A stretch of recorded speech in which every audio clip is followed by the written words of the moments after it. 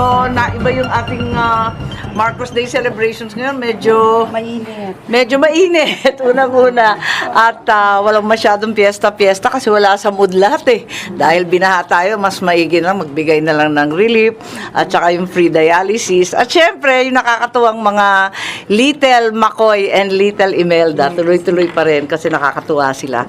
And thank you very much. Birthday naman ni Bongbong ngayon. Katatapos ang birthday ni Michael, yung abogado ko, tapos si Presidente, no, yung daddy ko dati, tapos si Bongbong today. Ang susunod si Irene, yung sister ko, yung bunso namin, 16. Pagkatapos noon, Mayor Michael Kion, 22. Tapos, September 28, 30th anniversary, death anniversary ng papa ko. So, matagal na, 30 years na pala. So, sunod-sunod, puro pansit at birthday cake. Here we go again, September. Yeah, burr. Oo nga ako, tagal eh. Parati na akong nalayo, pasaway talaga lagi.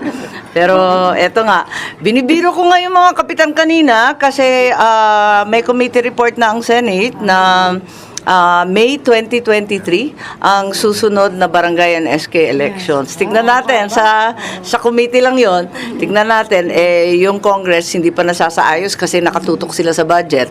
I'm not sure kung anong date na ibibigay. Mahaba yung konsultahan nung una.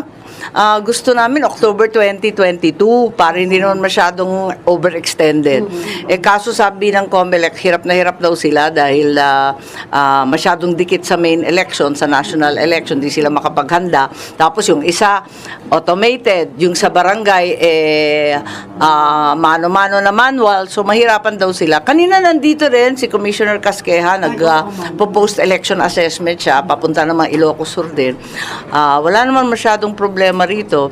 At ang nangyari sa Senate, for some reason, eto na, ako yung naging chairman ng Committee for Electoral Reform. Maraming nagsasabi no na wag dapat. Ako rin nahihiya nun na maging chairman dahil nga may protesta pa si Bo. Pero wala namang kinalaman yun dahil prospective naman, hindi naman magre-retroact kung ano man ang pag-usapan. Ang gusto kasi ngayon na magkaroon ng hybrid election. So that's the discussion. Kung anong klaseng hybrid yun, anong animal yung hybrid na yan. So tignan natin kung anong itsura. Kasi sabi nung iba, babalik daw sa manual. Sa palagay ko, tagal naman, nakakatamad. Nakakaloka naman yun, sobrang bagal. Paurog naman tayo niyan. Ayoko naman siguro isusulat one by one. Naku, talaga mas mahirap yun. So yung pinag-uusapan natin, kahit automated at saka shade pa rin, isusubo sa makina, sa bilangan ng balota, may tara pa rin, yung teacher, sila pa rin magbibilang. At the same time, may automated din na bilang. So, dalawa yung bilang para mabilis. Kung may problema, tsaka natin titignan yung tara at yun ang magpe-prevail. Parang ganun ang pinag-uusapan. Pero maraming high-tech na recommendations, tignan natin, pakikinggan natin. Ang pinakamainit na issue na ayoko ng pag-usapan kasi nakakainit ng ulo, yung rice tarification. Sakit sa ulo ng bonggang-bongga. Talagang hirap na hirap. Buti nga napilit natin ng NFA na magsimula bumili. Kanina tinatanong ko, wala na palang palay. Sa wakas, naubos din. May pera pa. I think nakaubos na rin ng 133 million yata ang nabiling worth ng palay dito sa Ilocos Norte. So, yun ang sabi ng NFA. At mukha naman totoo kasi wala na nagre-reklamo. Kaso, ang benta natin 17 pesos, tinaasan yata, naging 19 na.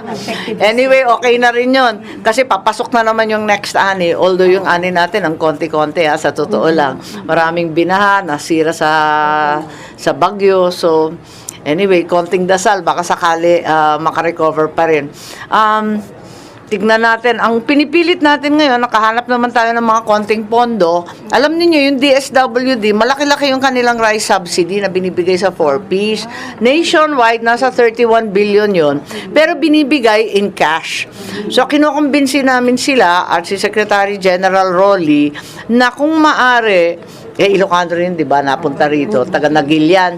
Sabi ko sa kanya, kung maaari, ibili na lang yan ng bigas in kind, instead instead na i-cash para sigurado at makinabang rin naman yung mga farmers. Ganon din yung AFP, PNP, Coast Guard, lahat sila bumibili ng bigas para sa sundalo at pulis at sa Coast Guard. Tapos meron rin yung sa kulungan, BJMP, Bucor, lahat yan bumibili ng bigas. So hopefully bumili lang sila directly from the farmers. At sabi ko nga sa kanila, sabi ko nga sa NFA, sabi ni Presidente, kahit basa yung palay, ibigay na, wag na yung mga buriki-buriki at yung 14% na walang katapusang no moisture. Napakahirap naman ng panahon, iipit-ipitin pa natin. So hopefully we'll be able to get that money out. In the meantime, Secretary Dar is on it, and Senator Villar, we're all finding ways and means kasi hindi naman inakala na ganito. Nagulat nga ako sa NFA, yung imported rice, ibabagsak daw ngayon. Sabi ko, chinichempo naman ninyo sa anihan. Ano ba yan? Pagpasok ng local na palay, eto na yung main harvest, saksakan ng dami na naman ng imported, parang nananadya na kayo, nakakainis na. So, tignan natin. Bantayan. Basta text ninyo ako para awayin natin sila ulit. Hindi na to biro-biro. Sa Manila, ayos lang. Pero kung nandito ka sa bukid, talagang taga sa leeg. First time na nangyari yung ganito na yung darak mas mahal pa sa palay. Hindi talaga normal itong sitwasyon natin. At sana mahanapan pa rin natin ng paraan para itong tarification na pinasukan natin 22 years ago, wala namang pinsalang ganito sa ating mga magsasaka. Labis-labis na ang taste nila. So let's see how it will work, and everybody's jumping into the fray, and hopefully we can find solution.